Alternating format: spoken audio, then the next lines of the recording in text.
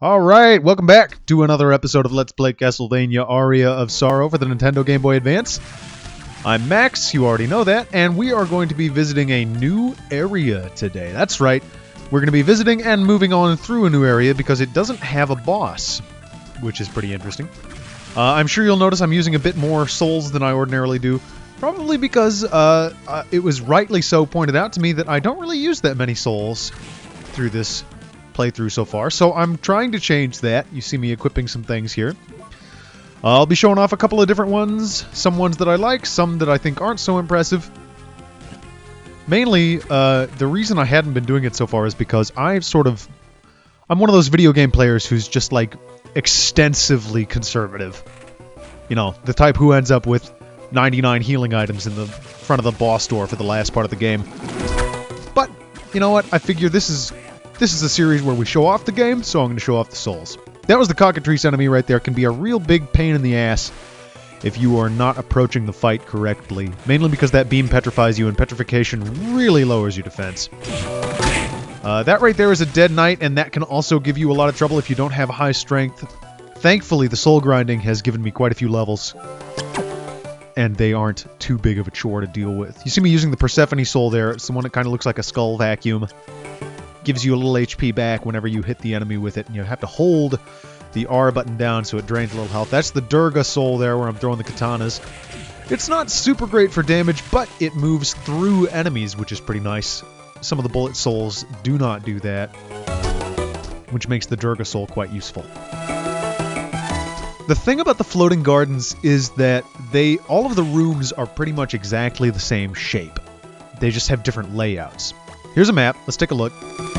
Yeah, see all those squares up at the top? Those squares are actually part of the floating gardens, rather. And we'll be exploring them, but it gets a little bit weird once you get up there, and I'll show you what we mean in a minute. I'm gonna kill that cockatrice. You see me using the the jump canceling. Very, very speedrun technique there. This is a Gorgon. Recolor of the Catobal Pass, which I think that's how you pronounce it. That's how I've always said it, and it seems pretty natural. Catablepus sounds kind of strange, but I'll look this up at some point. Student Witch, great soul. Oh, gee dang it. I hate those stupid imps. And that's why, because when they hit you, they make it so you can't do anything except stand there and attack. As you just saw, Student Witch, good soul against the Gorgon. Oh boy, I'm turned to stone. You can use the Gorgon to get up here, but you can't use the pillar to get up there. So, not all in all a super useful platform. Kabam! I love that creaking skull soul.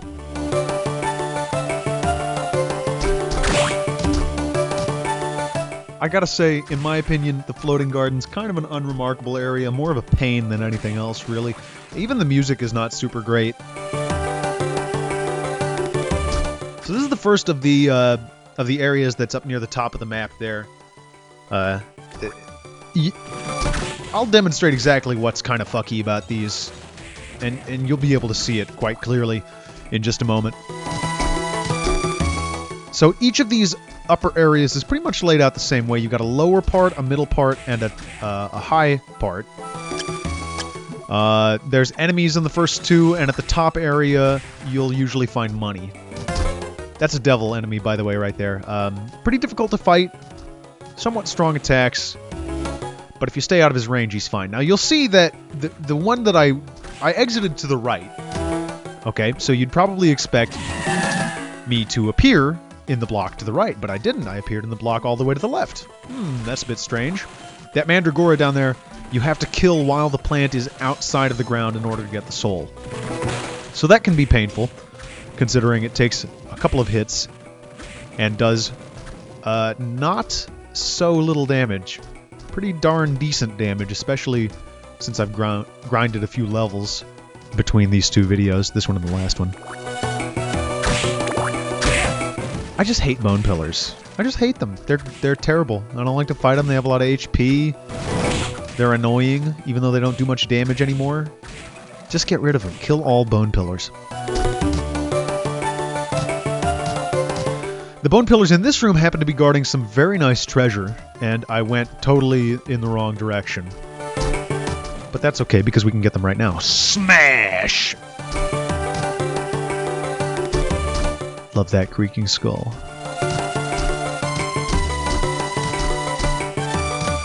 Boom, look at that. $1,000.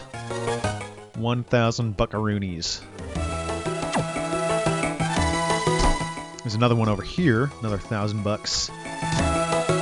Guarded by 4 more infuriating bone pillars. You know, to be honest with you, I've never gotten the bone pillar soul because I've never had the patience to grind on bone pillars before. I'm sure I'll get it eventually. Because I'd love to show it off to you fine people. Here's some pretty annoying enemies. The little dudes are called Rippers, and the eagles are called Altairs. The Rippers are like flea men, except they throw knives, which sucks. And here, this valiant gentleman is the kicker skeleton, who did me a favor and kicked me right into the save room. Let's edit our souls, shall we? The cool thing about the kicker skeleton is that he is the one enemy in the game that gives you a soul that is an ability soul and not one of the souls that you equip. And he gives you the kick ability. I have since gotten that after recording this video, so I'll be able to show it off next time you guys are watching. And there's a door, but we can't go through it, which sucks because it looks like there's something really interesting through there. But I guess we'll just have to wait and find out. Me getting some use out of the Ghost Soul. Ghost Soul does good damage. And the tracking, while not always on target, is better than nothing. Ripper has a really awesome soul too. You throw a dagger, and when the dagger hits, it does several ticks of damage instead of just the one. Oh, hey, look, it's a Manticore. If you didn't get the Manticore soul early like we did, this is where you would want to grind for it. These rooms actually make grinding pretty easy because you can just leave and re-enter. But you got to be careful about which ones you re-enter from, because if you haven't guessed by now, leaving out the left and right actually sends you to different areas. Werewolves here, this is their first appearance. They are a god-awful enemy to fight if you do not know how to do it. And I'll share the secret with you right now. You got to get right up in their face. If you get right next to the werewolf, he performs that sort of downward smash fire attack that you saw there. But if you are far away from the werewolf... Oh, look, we got a imp summon. If you're far away from the werewolf, he'll do a sliding attack, which knocks you back and causes you to stagger just long enough for him to use another sliding attack. So that's our imp buddy right there, the little light blue one. He'll fly around and attack people with his little fork. And he knocks down lanterns too, which is nice. There's a golem, not a wooden golem, a regular golem. Probably made of stone or mud or something like that. Very weak to the student witch soul. Takes him down, does nice damage. At least 2 ticks of the same amount of damage as you do with your sword, which is pretty sweet. And up here is another money bag, $500. Nice.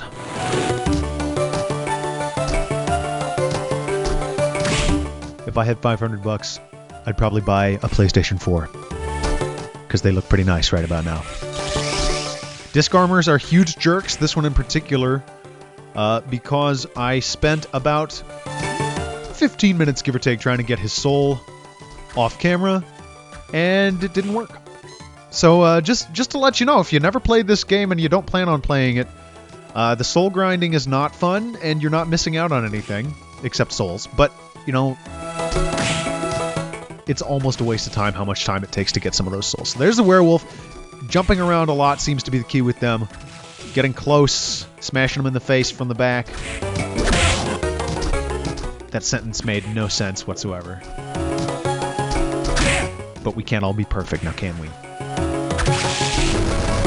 That right there, that fire attack is your opportunity to jump up and over, and that sliding attack, just get out of the way of it, because it's bad news.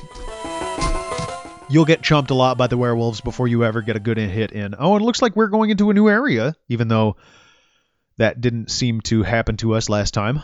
We were moving through the Hanging Gardens, thus demonstrating how it's weird and different, depending on the direction you go through. And we're in the clock tower now. Okay. We'll talk more about that in a second.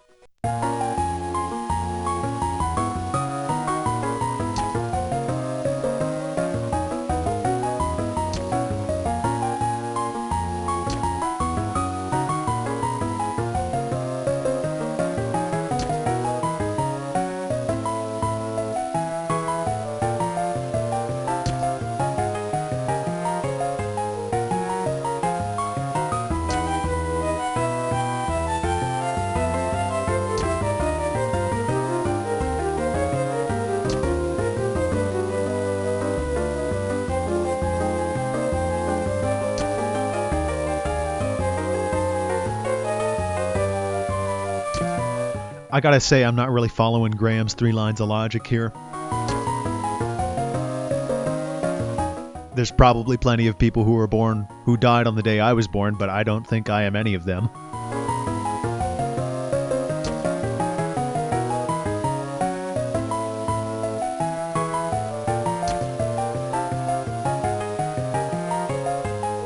I'm sure that's a translation error. The power to rule. So this seems to upset Graham a lot.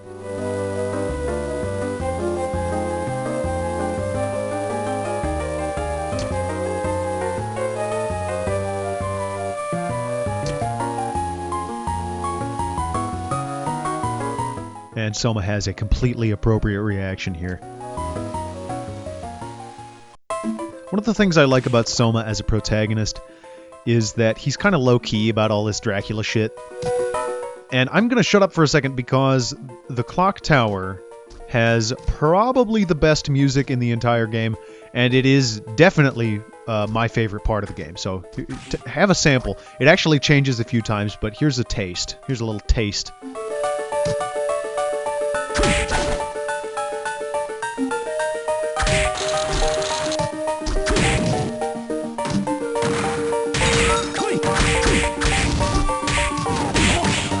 And then the guitar comes in and it's all cool and waily and thrashy. It's a pretty tough area. You've got the Medusa heads, the lightning dolls which float around, the moving platforms which are all pointed right at bloody, awful spikes that do tons of damage. If you're not prepared, if you don't know what you're getting into and you're not planning out your moves properly, it can be a real motherfucker trying to get through this place. Anyway, we're going to actually save... Oh, no, not yet. Not this time. Never mind. Forget they said anything, because we have a little scene to watch. Another little conversation. How nice.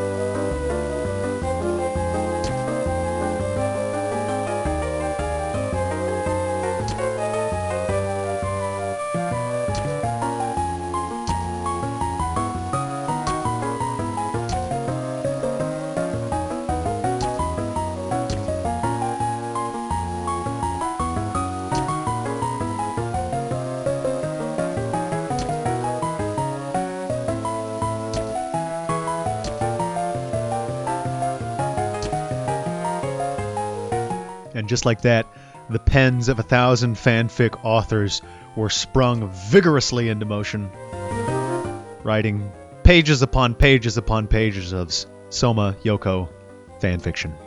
What a world we live in. Alright, see ya, bye. And she won't show up for a little while. Anyway, no boss fight today, just a new area, a couple new areas. Tomorrow we explore whenever next time I record, we explore the Clock Tower. Thanks for watching.